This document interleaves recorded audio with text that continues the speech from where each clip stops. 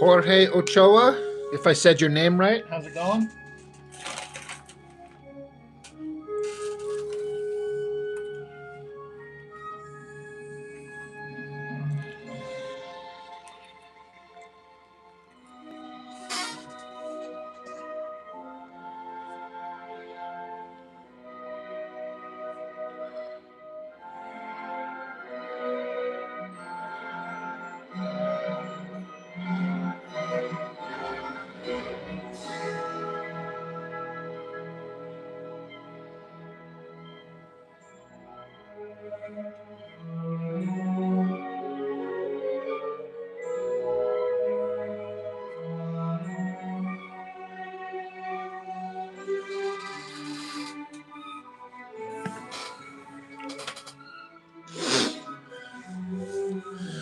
Thanks, man. I appreciate that.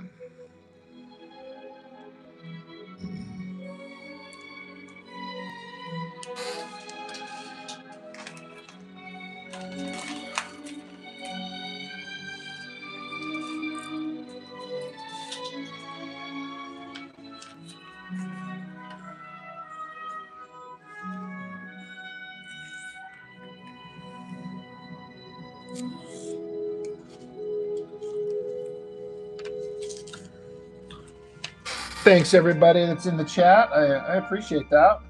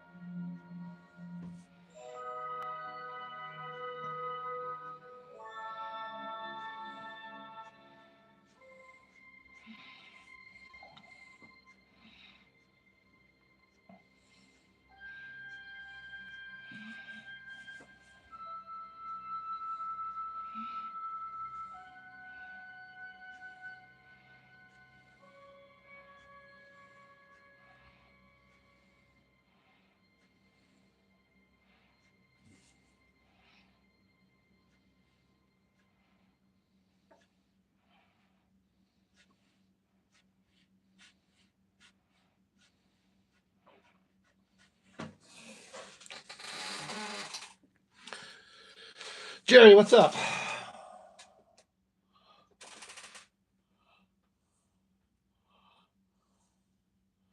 %, artificial colors or flavors, 100% delicious waffles. Join Planet Fitness for 1 cent down, $15 a month. No commitment. Deal ends Friday, April 10th.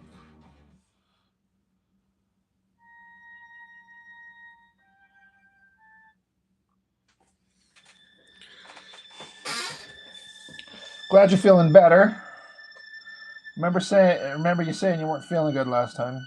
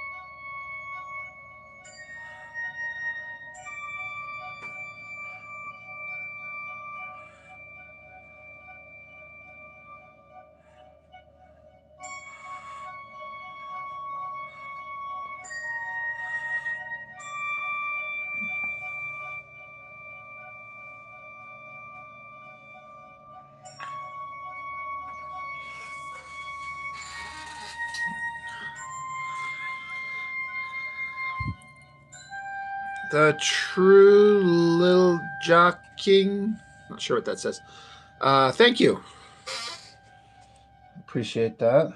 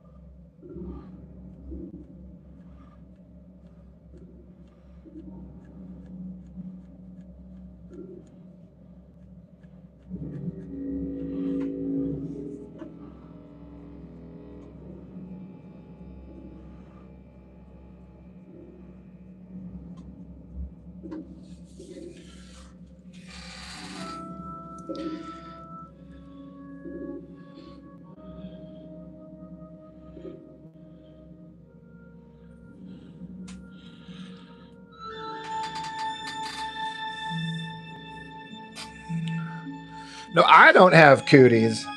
The other fellas were saying that the other guy says he's got the cooties. Not me. I'm fine.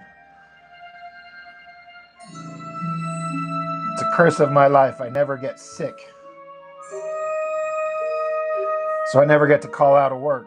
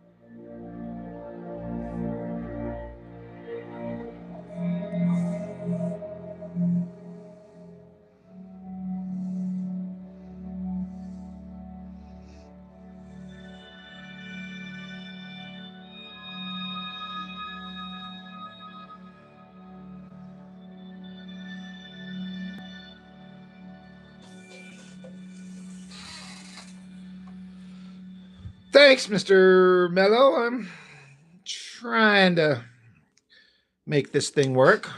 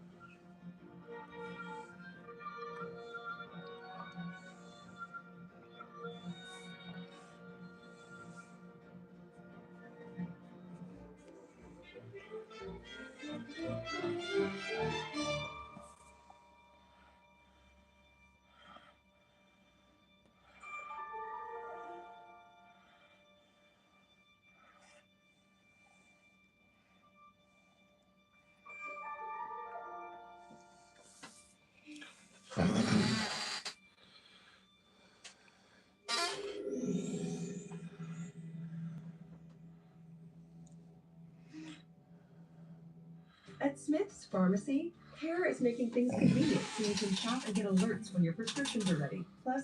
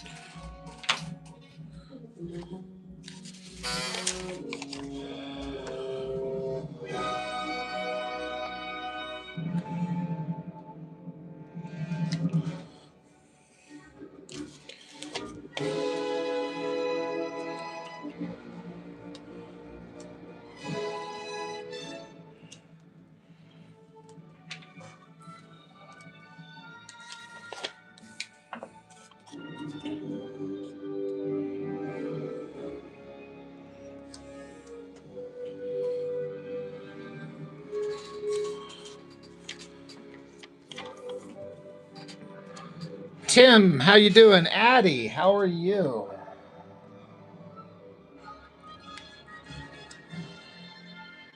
Yeah, she'd be a little terrified getting jumping out of her upper story building with a guy that the building's exploding behind her. Be a little scary. I'm doing all right.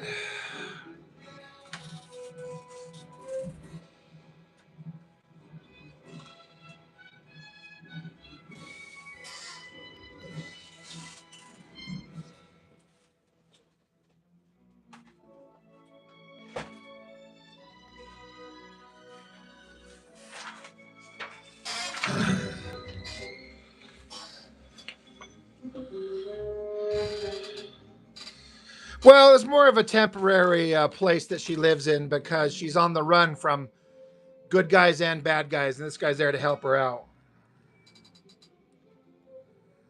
All her makeup is gone. Yeah, Tim, post-it notes. I learned this from Jim Lee. Watching his live streams, he'd put them all over the page to block out stuff. And once I found it out, it's so obvious because they're cheap as hell, easy to use, easy to put on, easy to take off. So I can throw these lines and not worry about the line going into the border of the panel above it. So I can throw the line easily without worrying about fucking up the other panels. So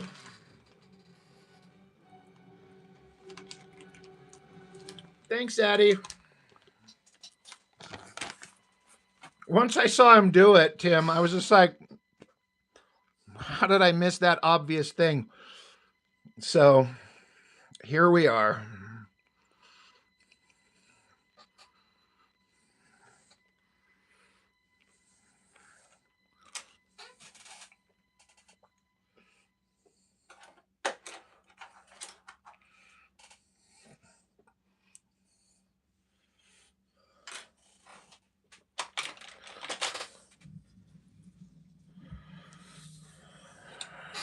Hey, cutie pie. Cheaper than tape, yeah? Oh, hi, Phoebe.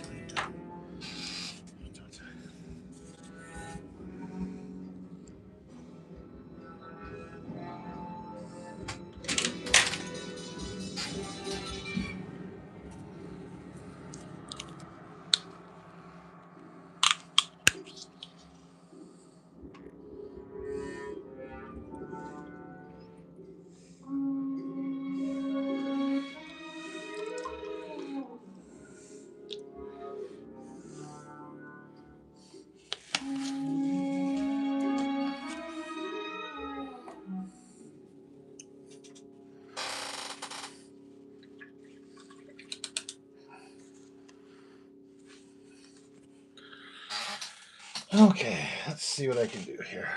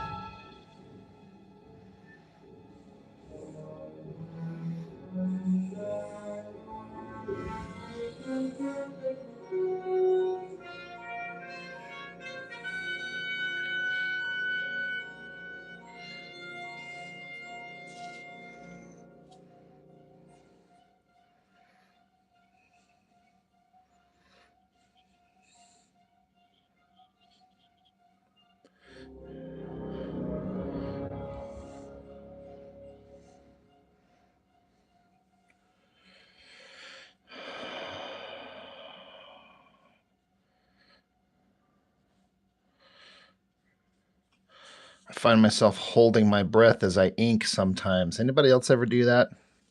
Kind of unintentionally, just find yourself like holding your breath, maybe as if to steady your hand as you paint or draw or whatever.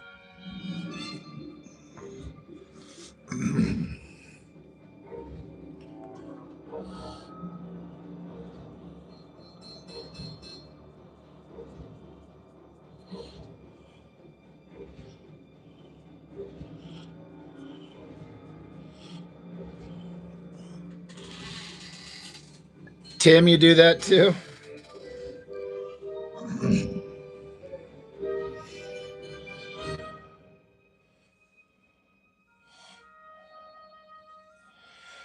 It's like I'm not doing it consciously. It's just kind of what happens.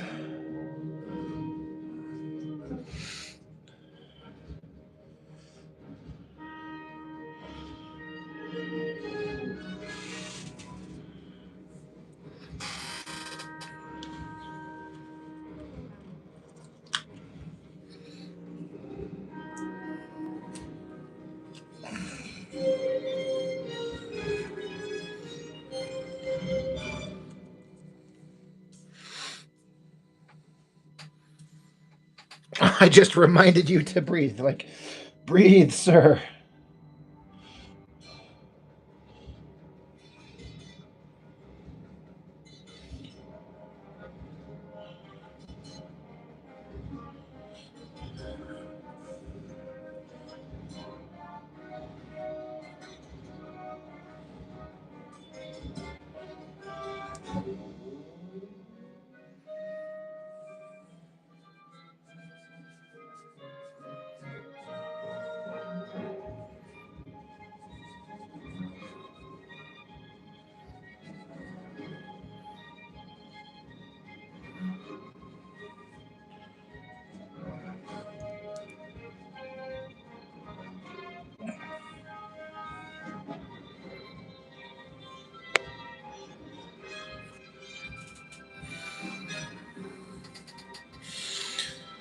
Byron, what's up, man?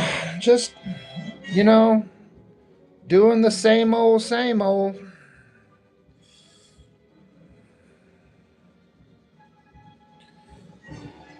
Pray to Jay, I did the same old, same old.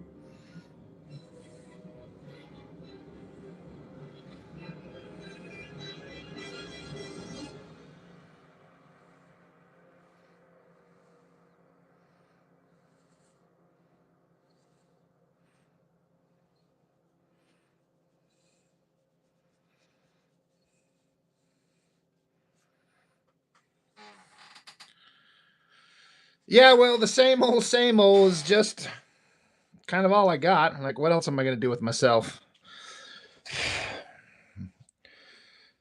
I work, I draw, I'm old and tired. It is what it is, right?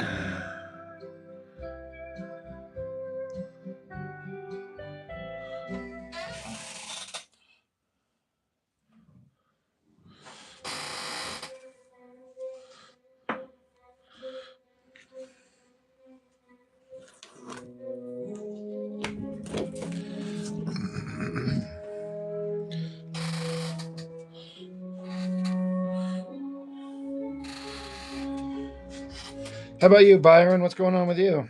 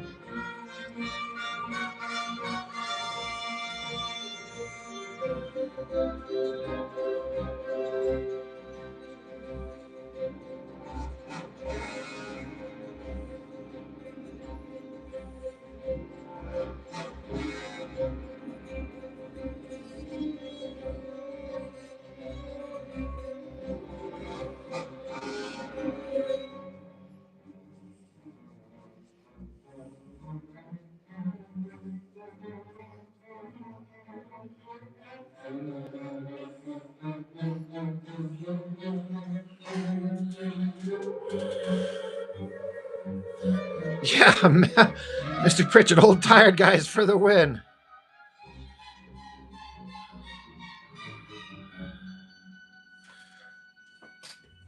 YouTube channel where a guy dressed as Skeletor talking like him reviews the new trailer. That sounds like something I might need to check out.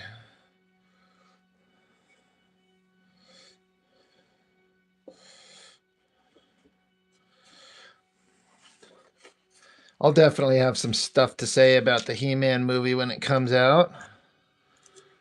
For some strange reason.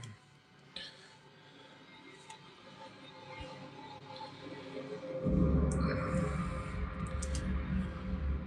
might have to send me the link to that or something like that so I can look it up. Sounds like something I'd want to check out. Excuse me.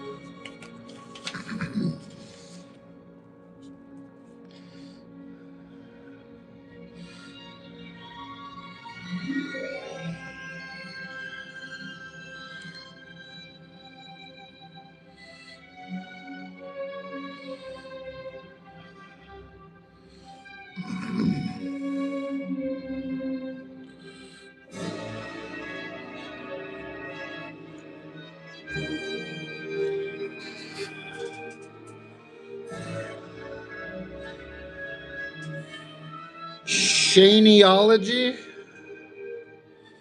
Okay.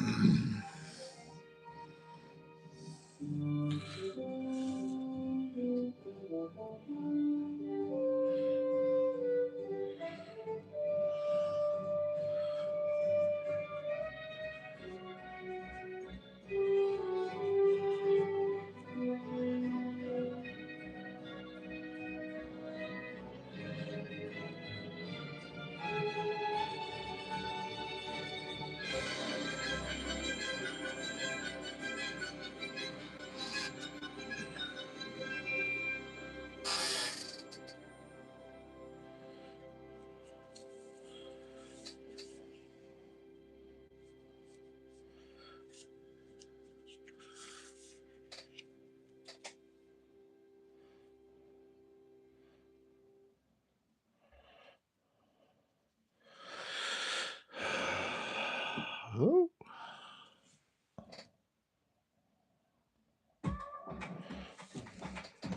Vibe coding in AI Studio with Gemini 3 lets you build anything. Build entirely new experiences. Create apps that see. Make tools that listen. Build apps with a single prompt. Get inspired.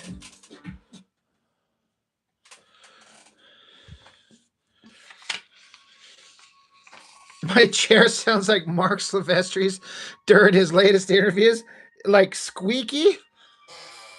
I I actually haven't paid attention to my squeaky chair, but I wouldn't be surprised. That's funny.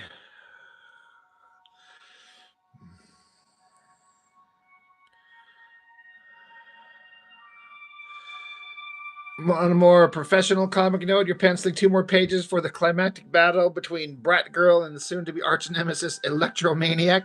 Hell yeah. Hey, Mr. Pritchard, speaking of Mark Silvestri, I have scored a tentative, not with him. I'm going to edit myself before it sounds too big, but an interview I'm going to be doing next weekend with one of his inkers forever. If you know the inker Joseph Weems, Joe Weems, inked for Top Cow and Silvestri forever.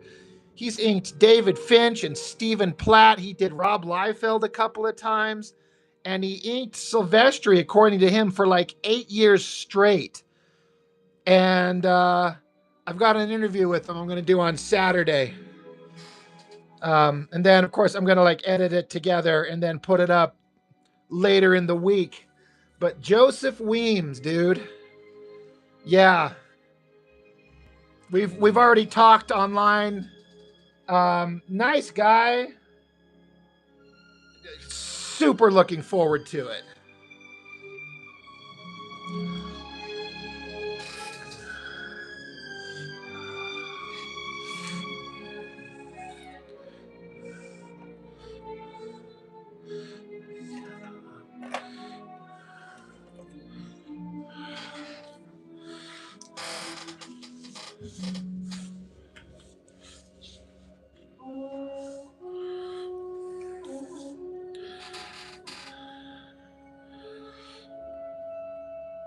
Yeah, that medieval Spawn.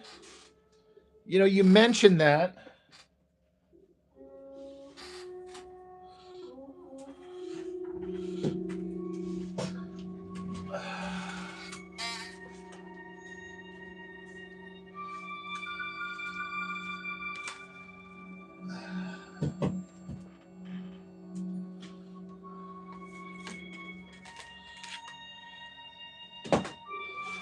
Shit.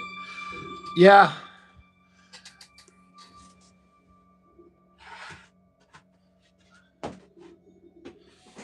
I took this right out of the comic. His ink work is so unbelievably perfect.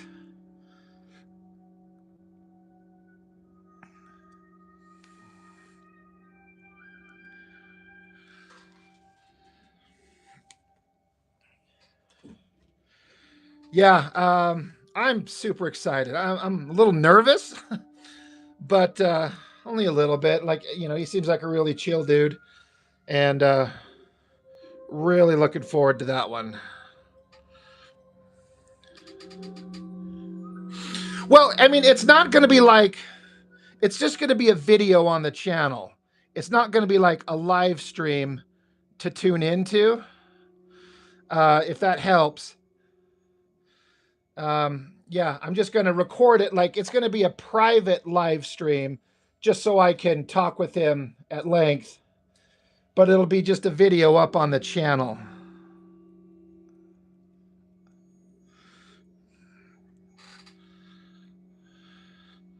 Yeah, that's a dude who can draw a horse.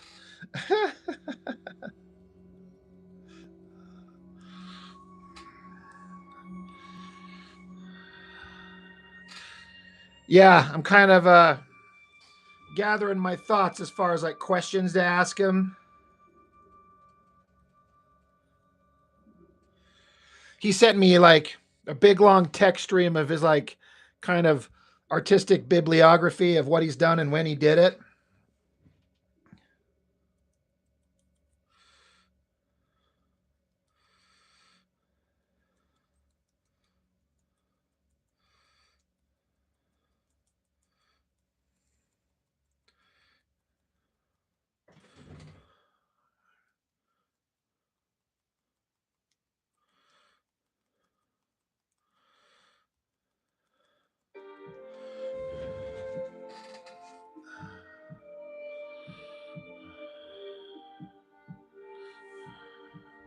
Yeah, it's a pre-recorded interview.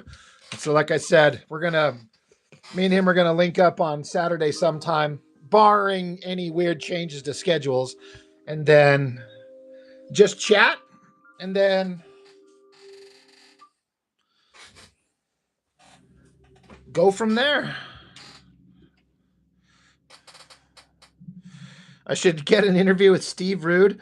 That would be interesting. My problem is I have nothing to talk to Steve Rude about on a personal level, in as much as I don't know anything about him beyond his existence. And I could certainly come up with, you know, questions and things like that, but I don't have anything to say to him.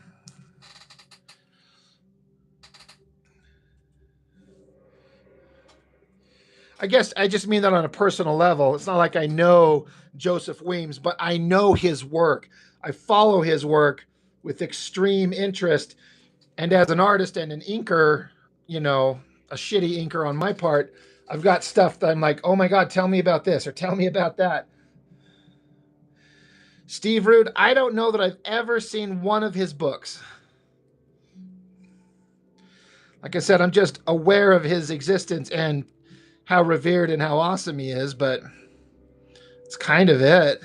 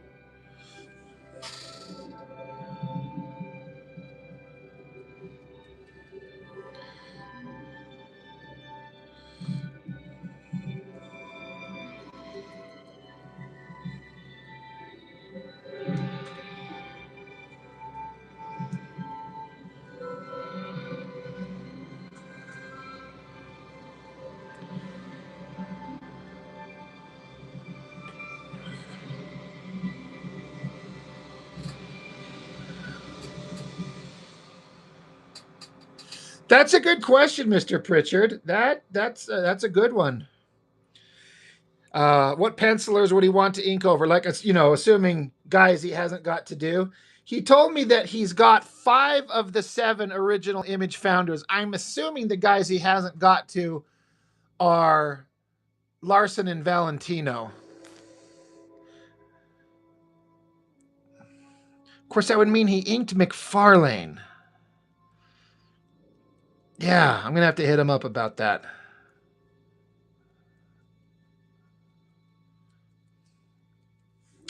But that's a good question.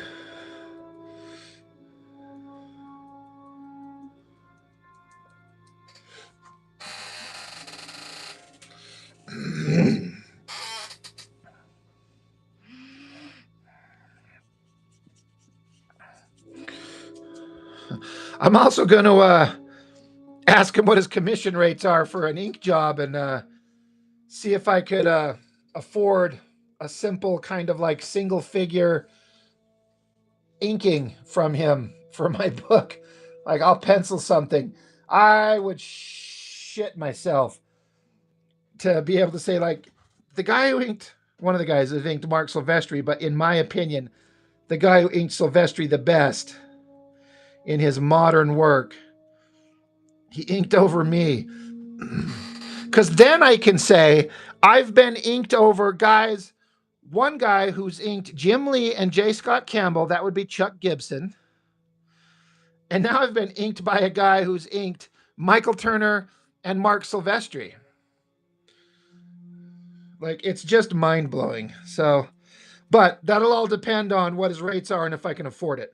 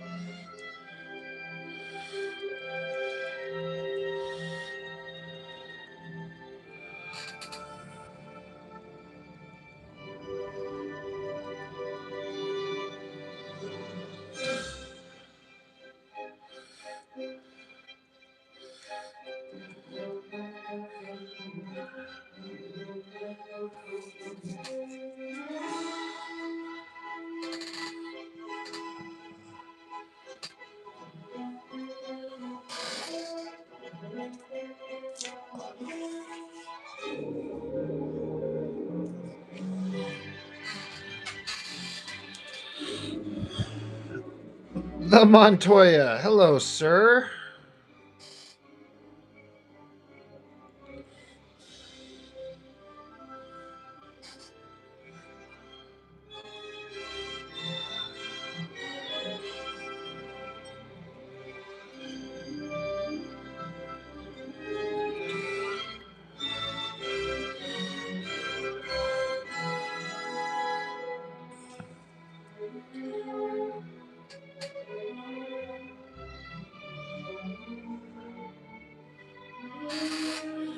Splatter! Splatter's so fun. It's kind of messy, but I gotta be honest, sometimes the mess is part of the fun. Like being for real, for realsies.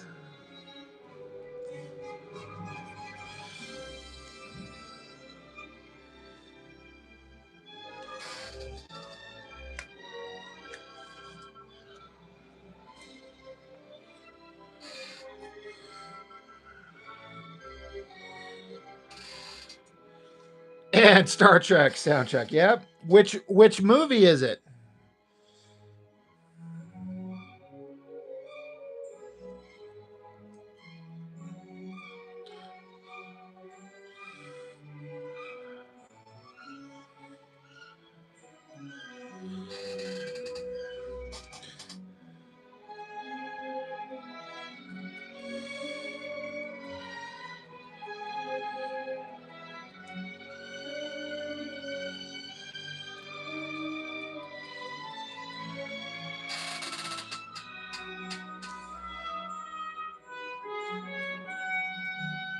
I'll turn it up a little bit.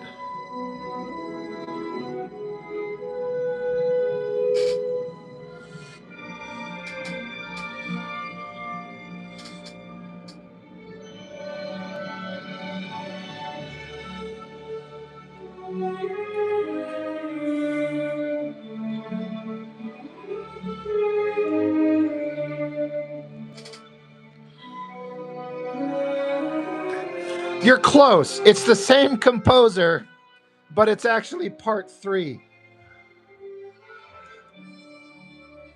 So that's close enough to call it a win.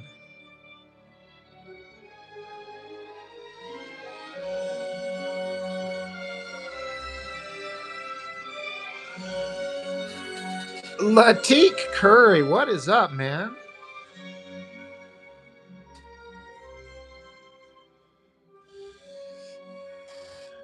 How are you, good sir?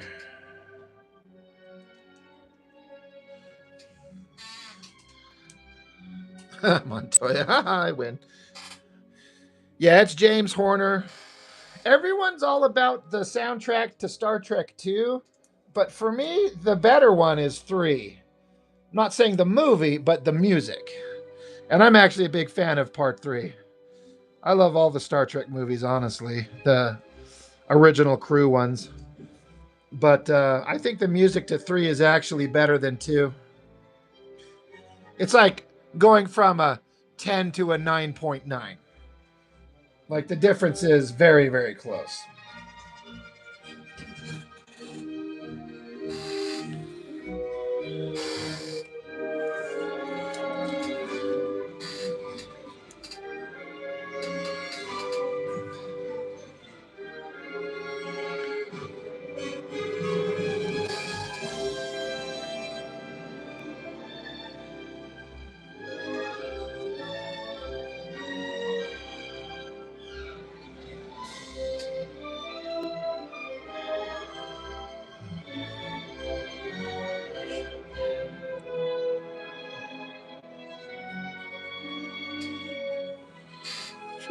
This is what happens when you ink by hand, right, guys? You get that shit all over you.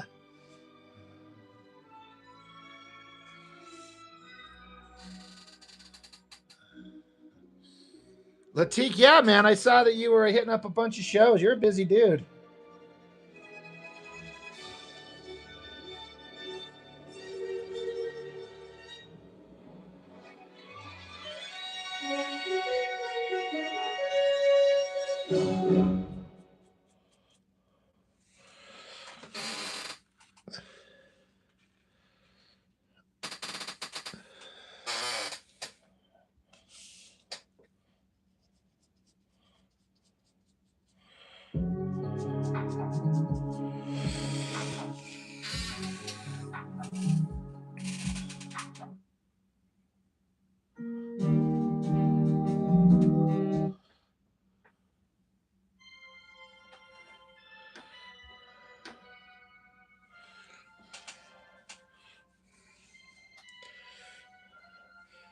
This looked like a big explosion they're jumping away from. I'm not done with it yet, but...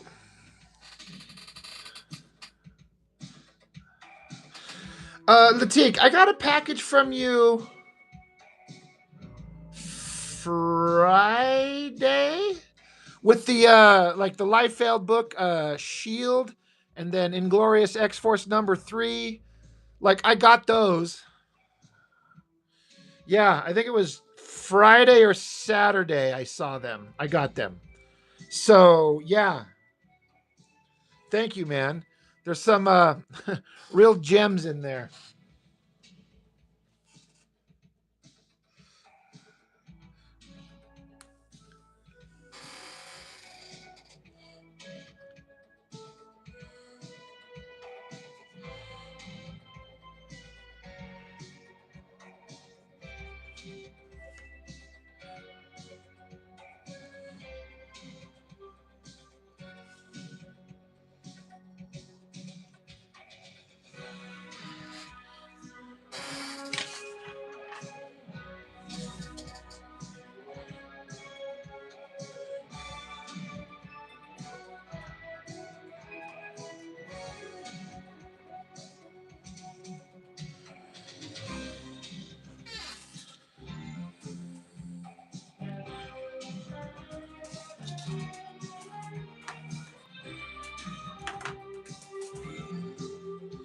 Oh, there's another one.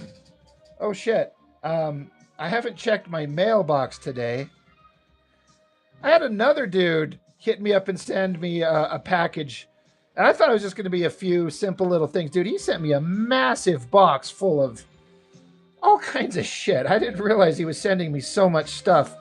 A lot of them are duplicates, like collected graphic novels of stuff I already own. But there was some good stuff in there. But yeah, I'm gonna have to go hit up my my mailbox, Latique.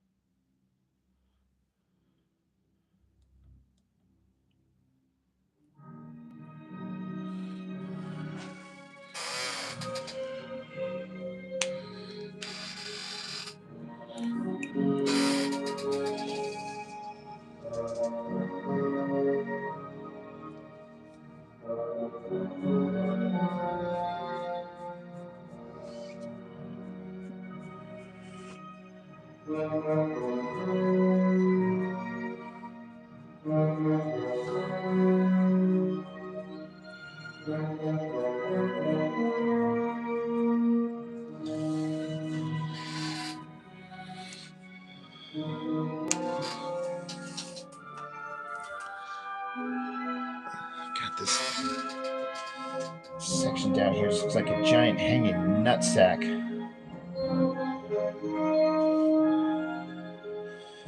Thanks, man. Spending all the time so far just doing this damn explosion.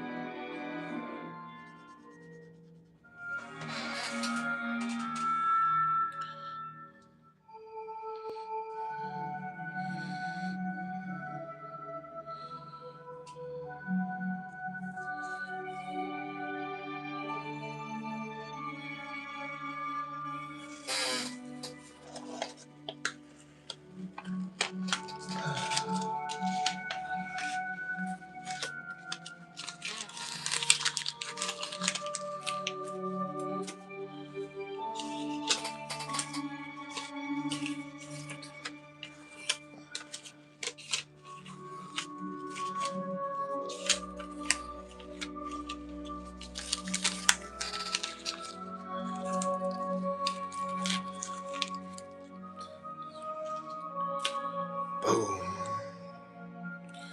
Yeah, big explosion, trying to do textures and stuff.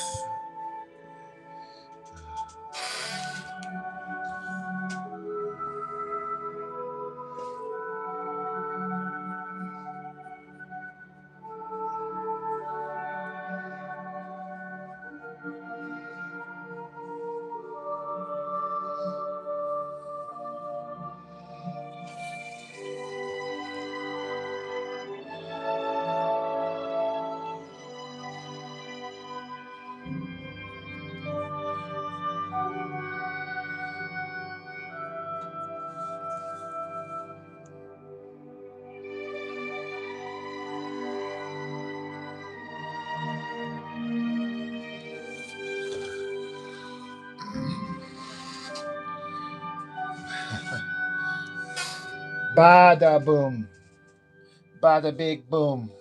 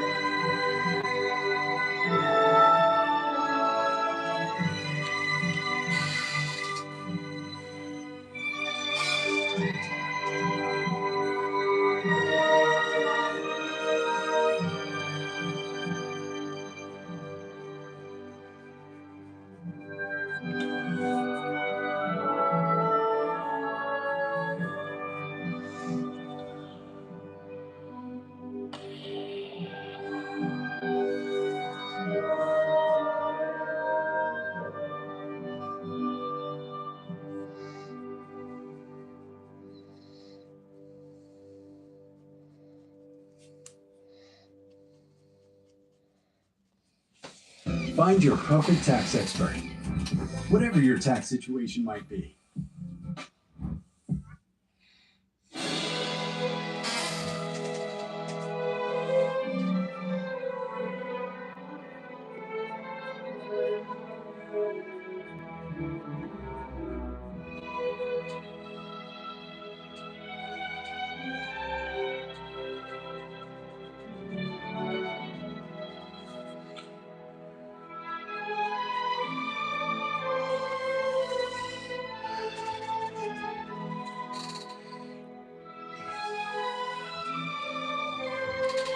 Zorro.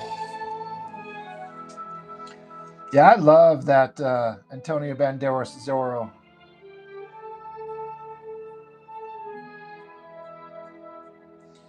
Only the first one. The sequel fucking sucks shit. I saw it once in the theater. I'm like, well, I'll never watch this again. I will watch the first one many times.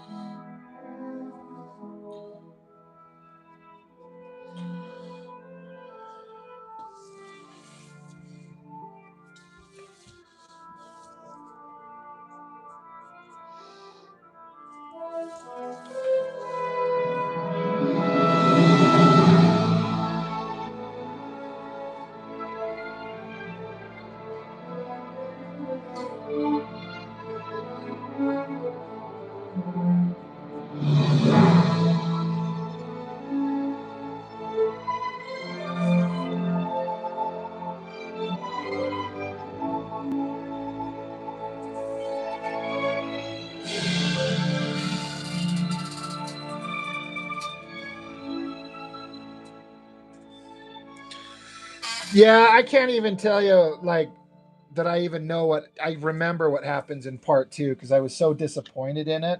Like I said, I saw it in the theater. And like, nope. That sucked.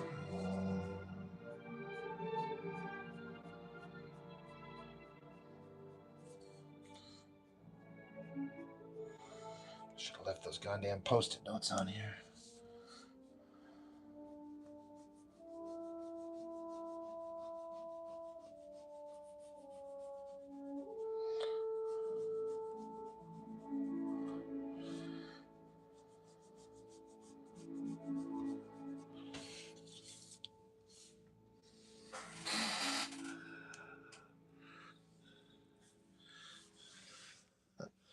You're a fan of the Disney Three Musketeers? I've never seen that one. I do actually, kind of, sort of similarly. One second. The Man in the Iron Mask, the DiCaprio movie that came out. I think it was his follow-up to Titanic, where the Musketeers are older guys. I've never seen anything with the Three Musketeers, honestly. I don't know anything about them beyond their existence, but I really like that movie. I've always been a fan of stories of characters that used to be young, adventurous heroes that did big, great, amazing things and are legends. And now time has passed. They're older. No one's seen them. No one knows where they're at. And where are these guys now who happen to be lucky enough to live through all their adventures and not die? Who are they now as older guys? That type of story has always been fascinating to me. And I actually really like that Man in the Iron Mask, like a sequel to the Musketeers.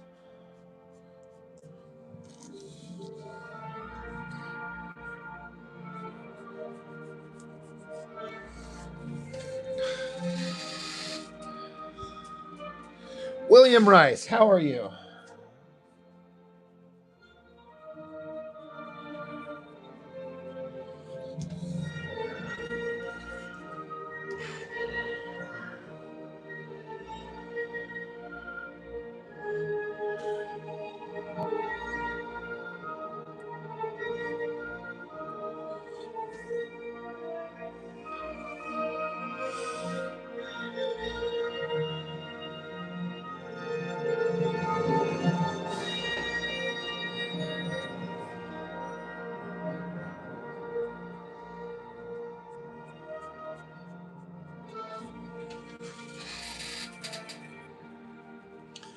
The Count of Monte Cristo. Yeah, I've seen that one. I saw that in the theater when it came out 1,000 years ago. I remember liking it. I've never gone back to it, but I do remember liking it.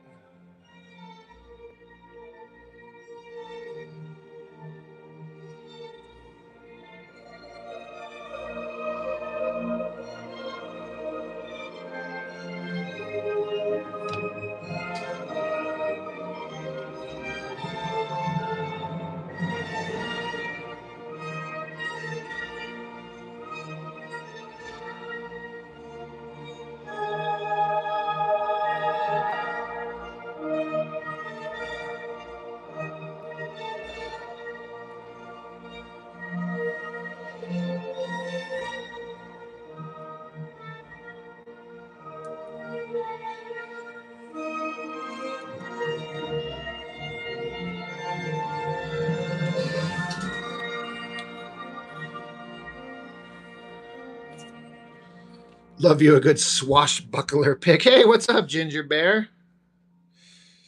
Ginger Bear, did you see the message I sent you and Chuck about the Aaron Weisenfeld Artist Edition? They're getting ready to put it together.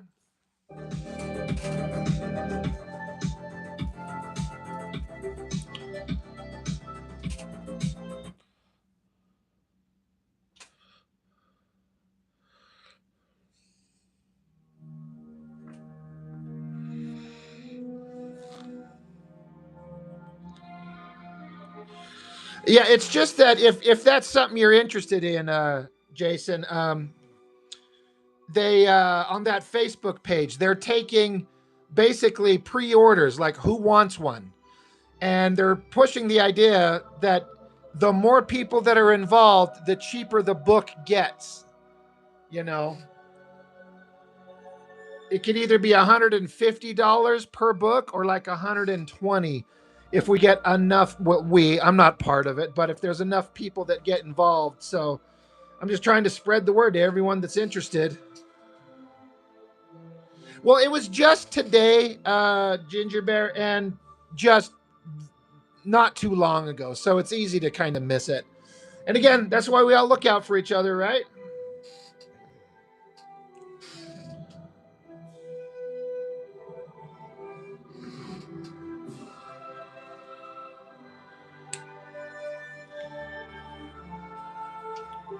Oh yeah, I'm getting it. Did I when I said not me, I mean like I'm not involved in the creation of the thing. So when I'm saying they're like the more people that are involved, you know, I'm like I have nothing to do with the creation of it. That's what I meant.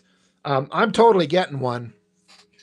You know, it's one of those books where like you'll never see this from anybody else.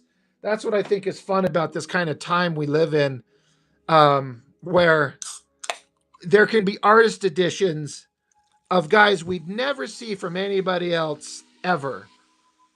Like hopefully they put together that Richard Bennett one. Good Lord, will that be awesome? And I'm going to ask those guys, like, I'm going to put out the possibility that they should throw Chuck a free copy of it, because if, in my understanding of the scenario, if it wasn't for Chuck, this thing wouldn't be happening for Richard Bennett.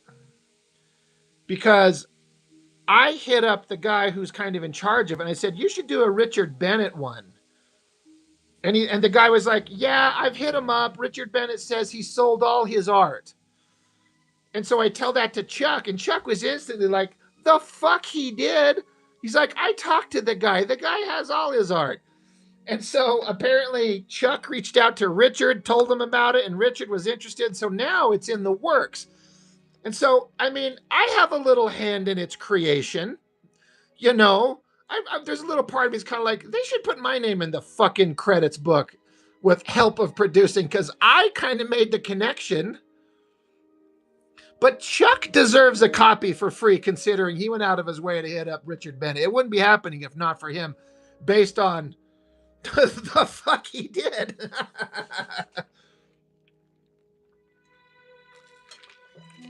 Yeah, that's kind of how Chuck put it. He's like, fuck this guy. He's like, these guys are stupid. He didn't do that.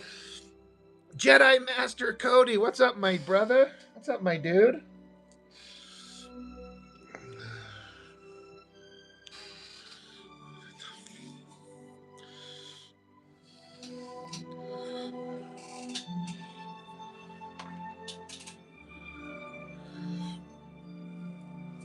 I mean, I'm going to throw out the idea to them. What could it hurt to ask, right?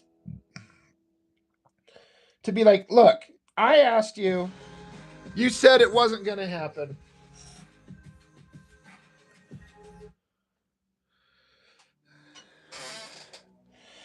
It'd be nice to get Chuck something like that to kind of like help facilitate getting him something for free like that. Just kind of throw him something like that if I can help make it happen.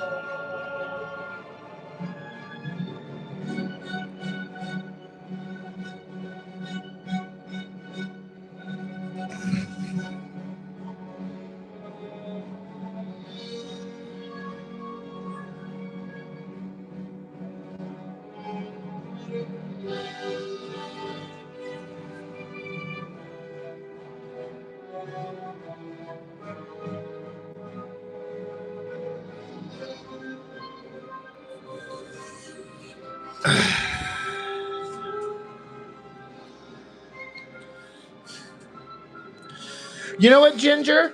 I'll split the cost of that with you. If they won't do it, I'll help cover the cost of it for the Richard Bennett one.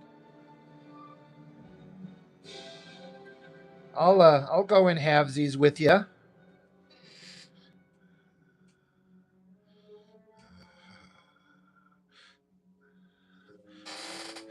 Yeah, if they actually do it. But from what I understand, they're making it. Yeah. All right, Ginger Bear. We'll just kind of keep that in the back of our minds. Because again, last I heard, last I understood, they were actively working on it. So.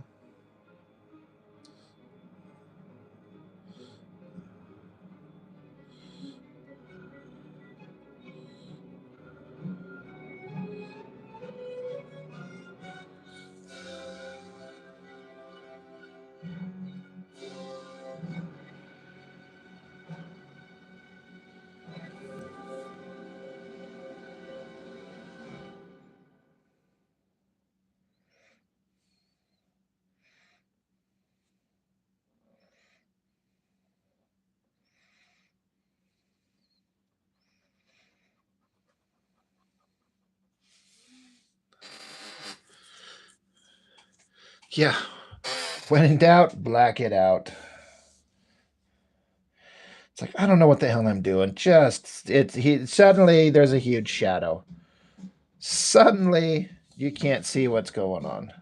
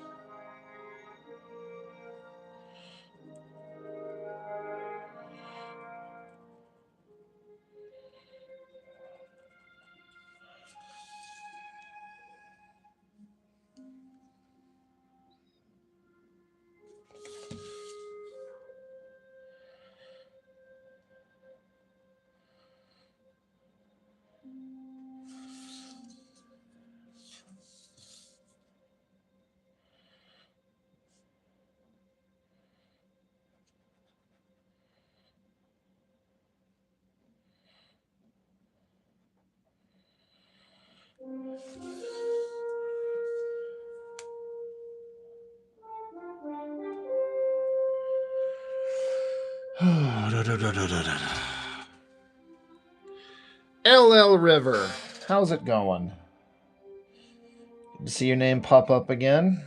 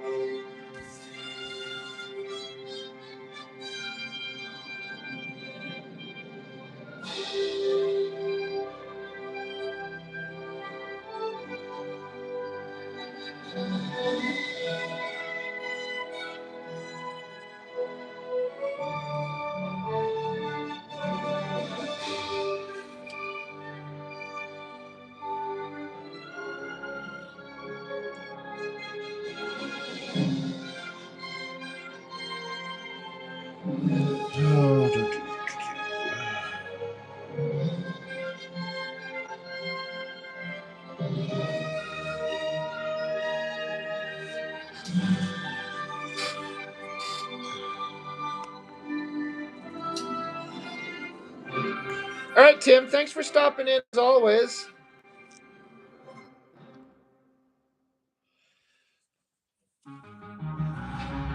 Taxes was so taxing.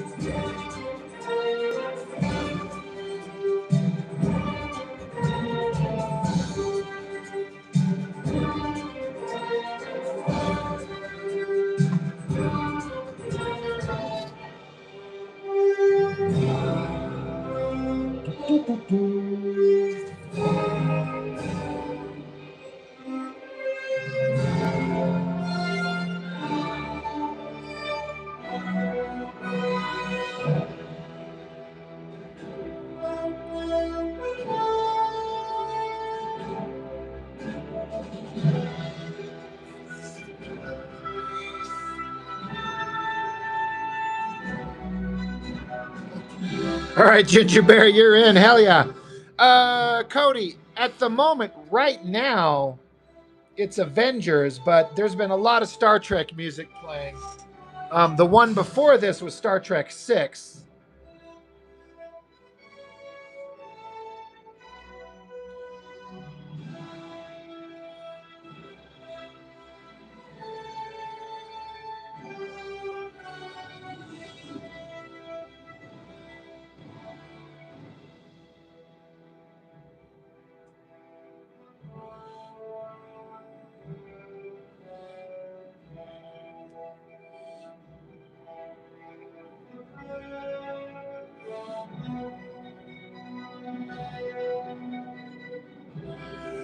But yeah, I've been listening to a lot of Star Trek this tonight, this live stream.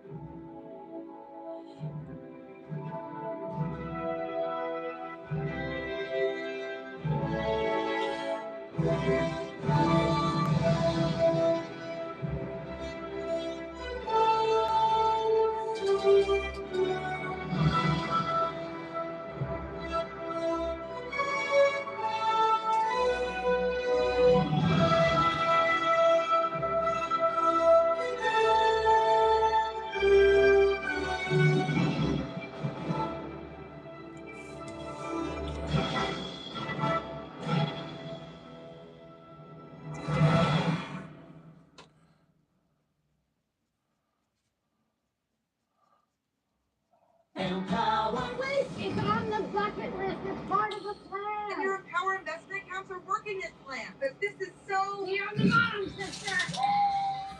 Get this. Yeah, I love me some Star Trek. Mike McMahon, the Avengers score. Heck yeah. Footlong in the app, and Subway Sub Club members get another. I was saying the other day online or on one of my streams that back when the Avengers movies started, I've been kind of a score whore for a long time. The instrumental music to movies. I fell in love with it. I discovered, ironically, due to Star Trek, I just started paying attention to the music specifically in Star Trek 2 and 3. And suddenly I'm like, holy crap, this stuff is amazing. And no one talks about the music. And then I started collecting instrumental soundtracks from movies for years. And then after a while, nothing was unique anymore. It was all kind of bland and shitty. And I didn't particularly think that Avengers theme stood out to me at first, but boy, has it grown on me. After watching the movies and just kind of falling in love with the characters and the adventures and all that stuff, I'm all about that Avengers theme. I'm like, this is great. I absolutely love it.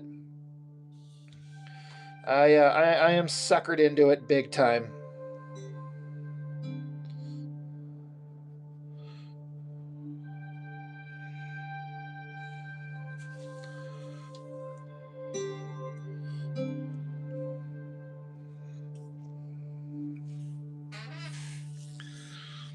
Yeah, Mike McMahon, you too. Yeah, it's really good. It's heroic. And again, it just for me, a lot of it comes back to the enjoyment from those movies. Like, you know, Marvel's lost a lot of its kind of luster recently, but that stretch of 10 years when they were doing all those Avengers movies and all the stuff in between, so fun. It's like, couldn't wait for the next one.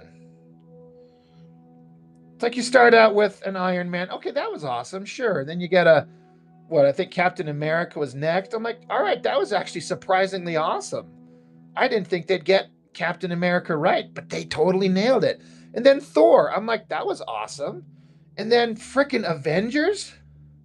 No, Thor was number 2, right? Thor was second, and then Captain America was third. Because I think the first Avengers rolled right after Captain America.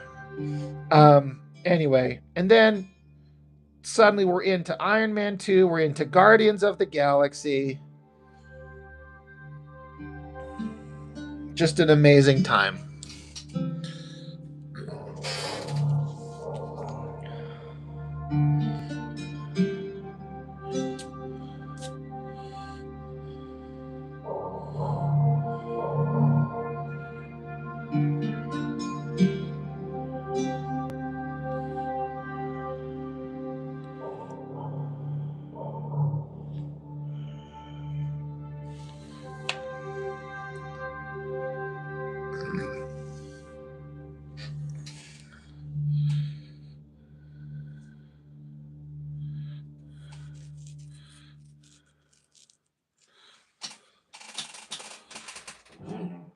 Raid!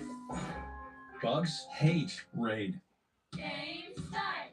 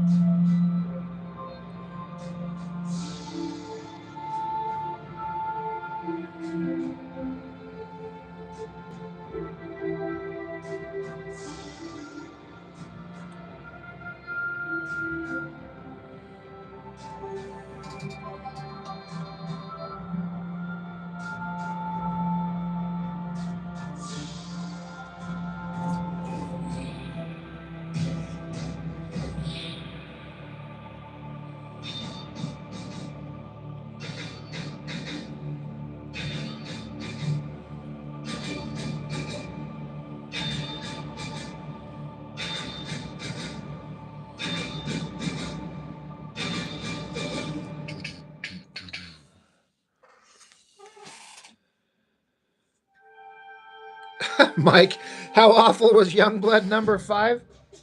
It's kind of just more of the same, though artistically, in a small way, there's a couple of places where I feel like he was stepping up his game a little bit. I kind of projecting, but I kind of like, I wonder if he was looking at Skinbreaker and seeing the incredibly hyper detailed work that Finch was doing. And then he's like, maybe I should do better. There's a couple of places where the art was somewhat better than before. But, you know, it's still quintessential him. So it's not like it's not like a massive step up or anything.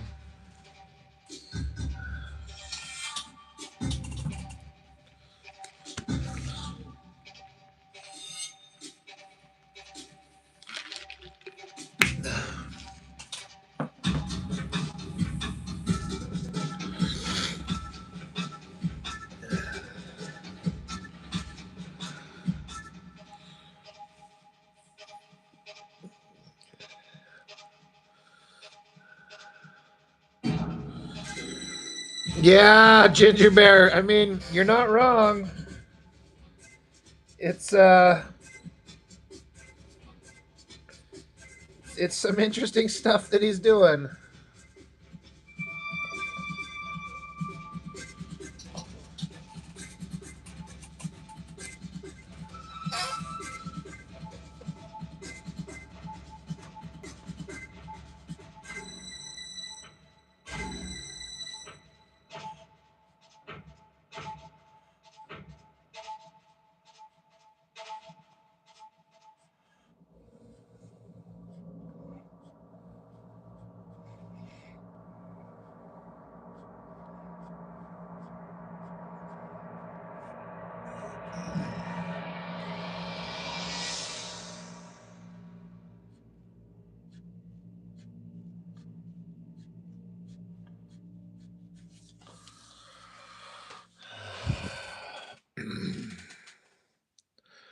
could be universally loved and still Check out, yeah, I saw you say that earlier, Mike. 12 Titans music.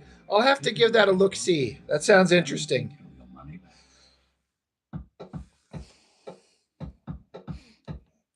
Well, let me tell you what else is pissing me off, Ginger Bear. So, I order these books from Liefeld's website to get them early for the channel.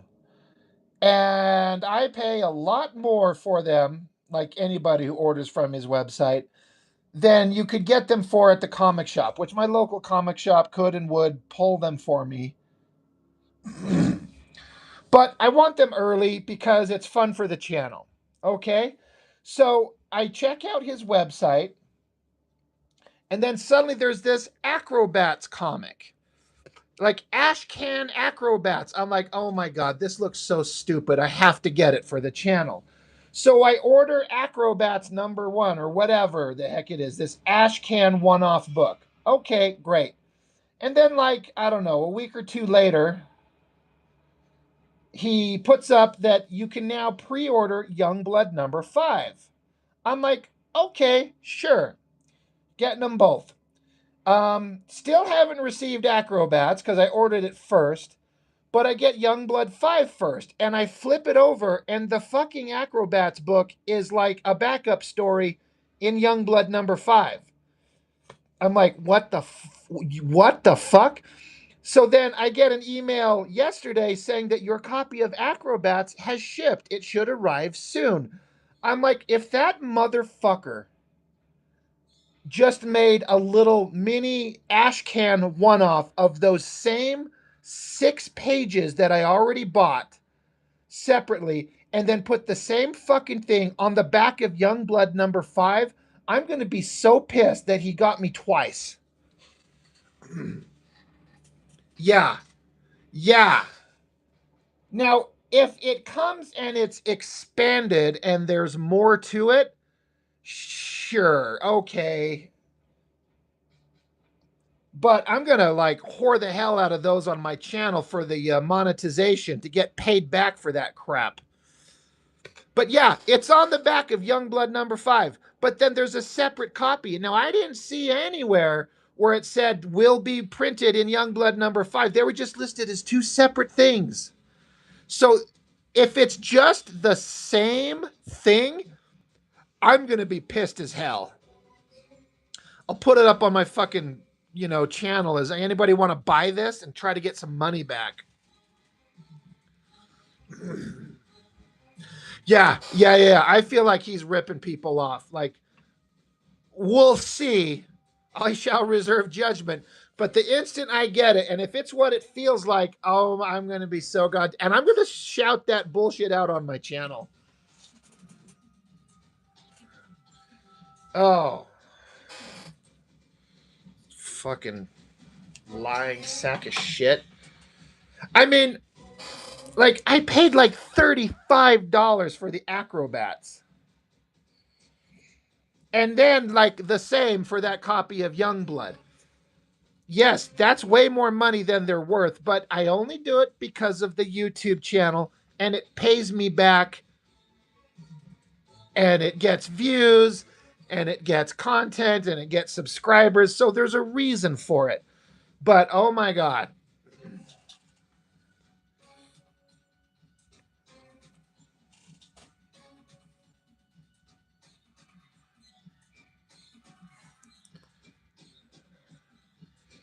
Yeah, that much money. And if it's only those same pages, oh, fuck.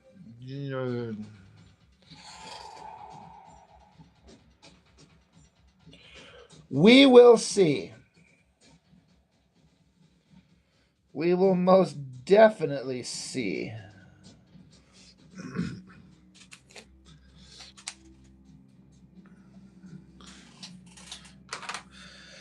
I'm kind of worried about these this black explosion, black background blending in with the character's black outfit. So I'm trying to make these things stand out as separate elements.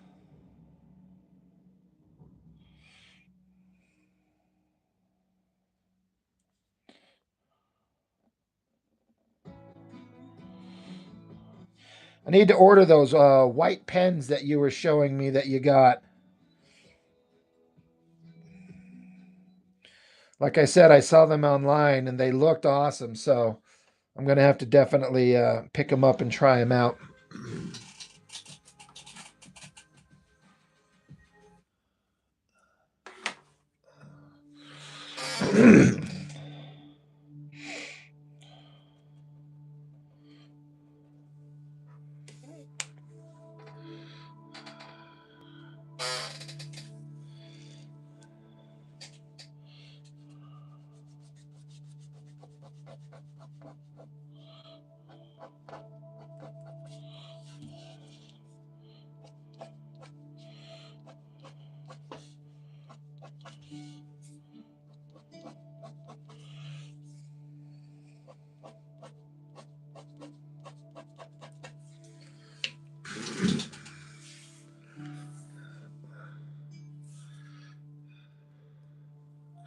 You know, these gel pens, they seem to kind of waver in quality. Sometimes it'll work really well, and then other times it'll just seem to die.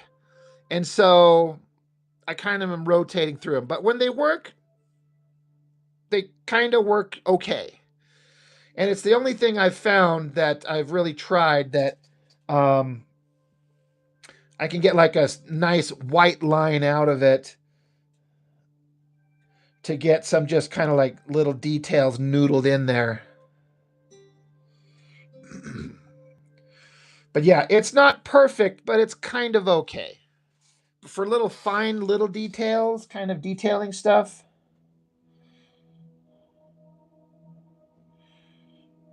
it works okay.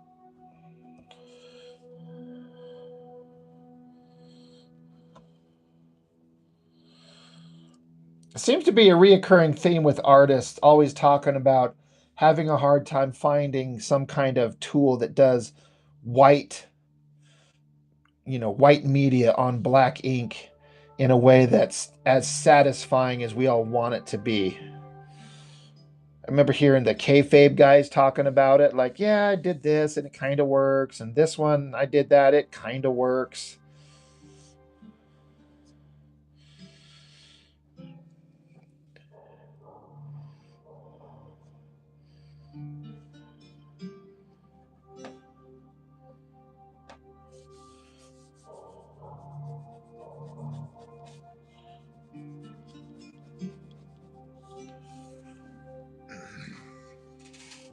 It's an endless search for good white pens. Yeah, Ed recommended Deleter #2.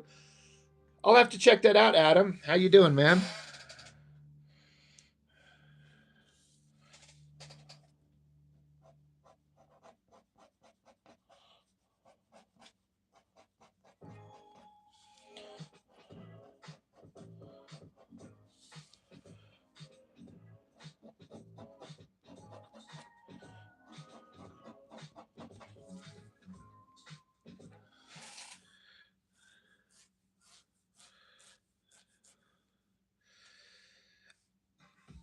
Yeah, Adam, are you talking about Gingerbear's asking the Deleter #2, like the bottle of white ink? Is that what you're referring to? Okay, so yeah.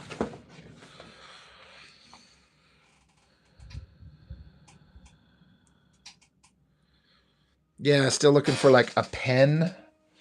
Yeah.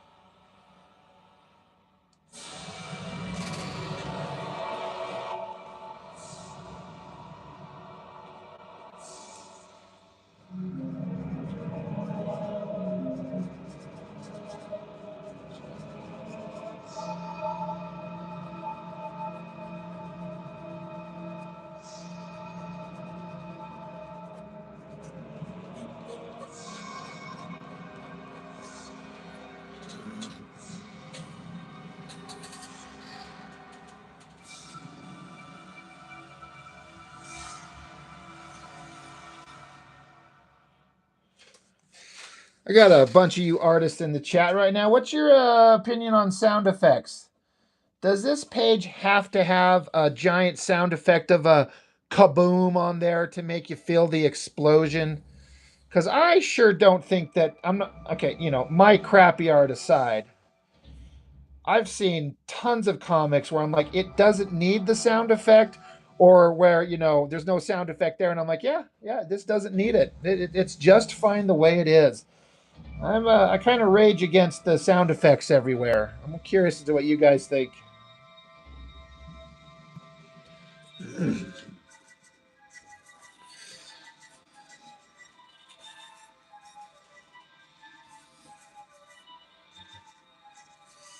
Adam, you do like fun sound effects?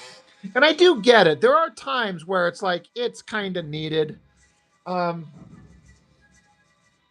I've seen places where the sound effect is so big it's covering up like 90% of the art. I'm like, fucking get that giant, blocky, stupid sound effect out of the way and let me see the art. Like, I hear the explosions in my head on something like this.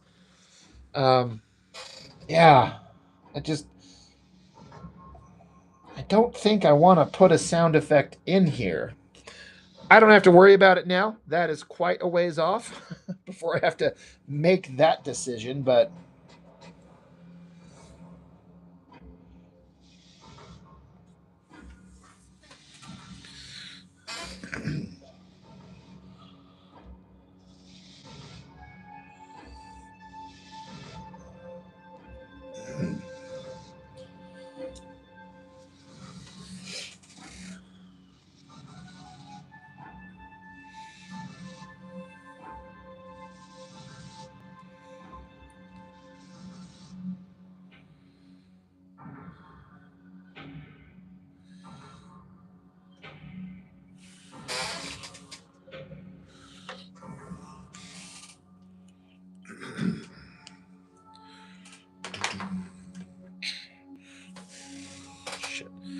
I sit here and wonder where my bottle of ink gets dried out, and I've just left it sitting here with the cap off for the last hour. Yeah, I don't take great care of my tools.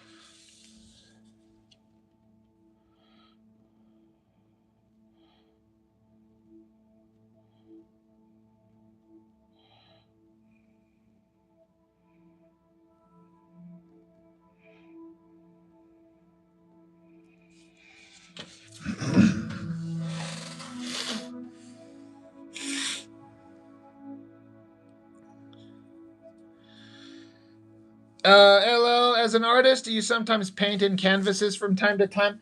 I have messed with it a little bit, but it's not my thing. I'm not good with paint. But I have messed with like black and white stuff. And I've done a few things that are kind of like, oh, that's kind of fun. It's something that, given if I had more time, and like Adam says, right? Yeah. The money for it and the space for it. Like if I had a big house with a nice, big, huge basement that I could dedicate to being my art studio all the time, and I could do art all the time, I would definitely try some other stuff. But honestly, for me, I know where my heart is. My heart is drawing comic pages. So yeah, there's other stuff I would kind of like to fart around with, but this is where my interest is. Excuse me.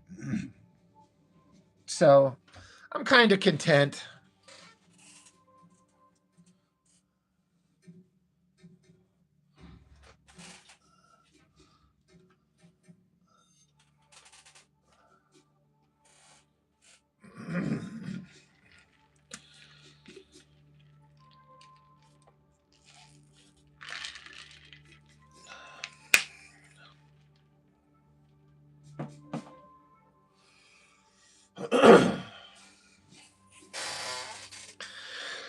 If there's some other artistic thing that I would kind of like to experiment with, honestly, sculpting. Like making a three-dimensional thing. Not in a computer or anything like that, but like like carving out of stone actually sounds incredibly interesting to me.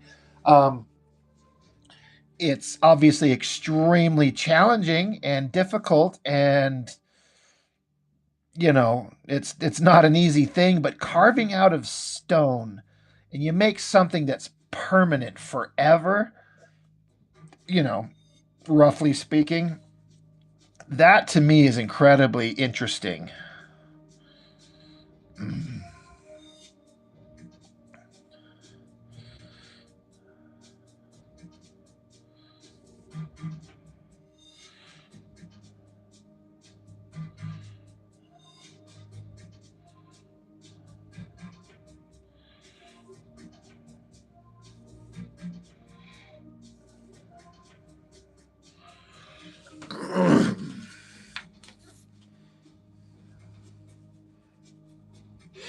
I know about Sculpey. I've known people that have done that. That kind of falls in that world of that would be fun to try as well.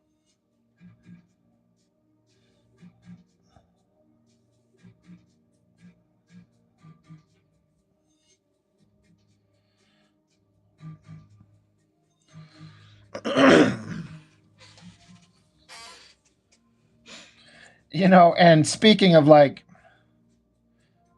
carving from stone, another thing I've always wanted to try, it's not exactly art, though in a way you could say it kind of is like working with metal, like taking metal and having a forge outside where you can heat things up, or inside wherever you can kind of manage to have it, and like hammering out, folding metal and hammering out and shaping and making my own like knife. That to me sounds really interesting. I watch videos on these guys who do that kind of crap. Just take things, they just take aluminum cans and melt them down and make little blocks of aluminum metal and shape them into things. That just seems fun to me.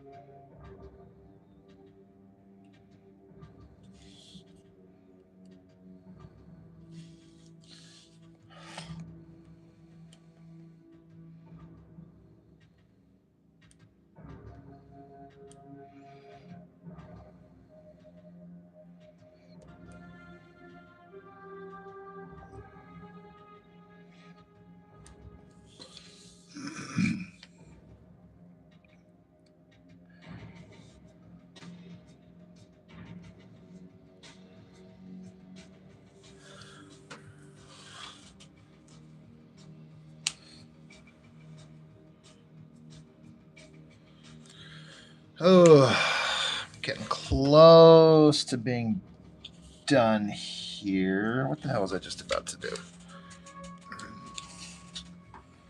Close to being done. Not quite this exact moment, but...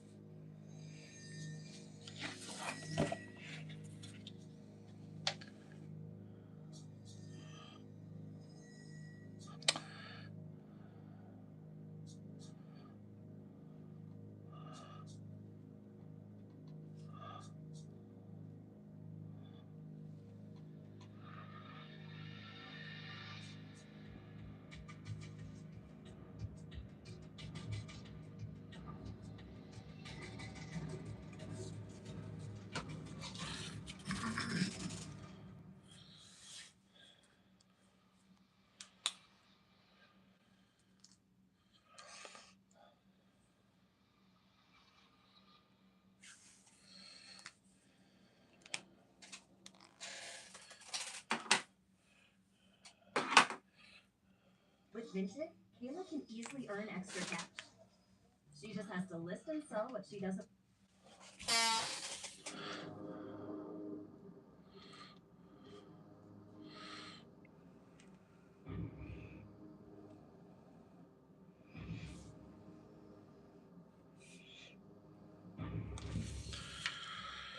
Okay.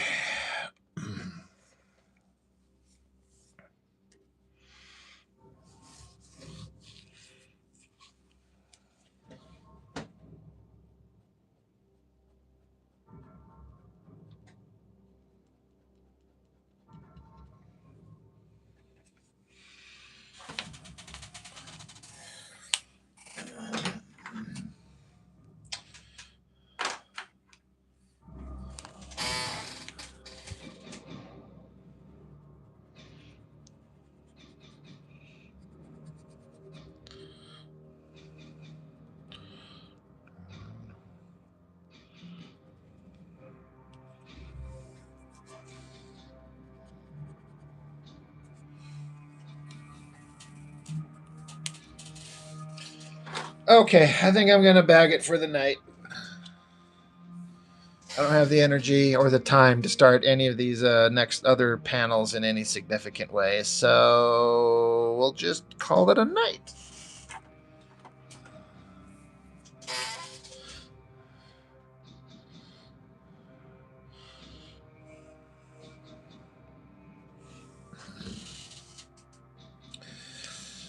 Yeah, Adam, thank you as always, man. Appreciate it. Matthias, how's it going? Yeah, anybody else in the chat hanging out? Appreciate it as always.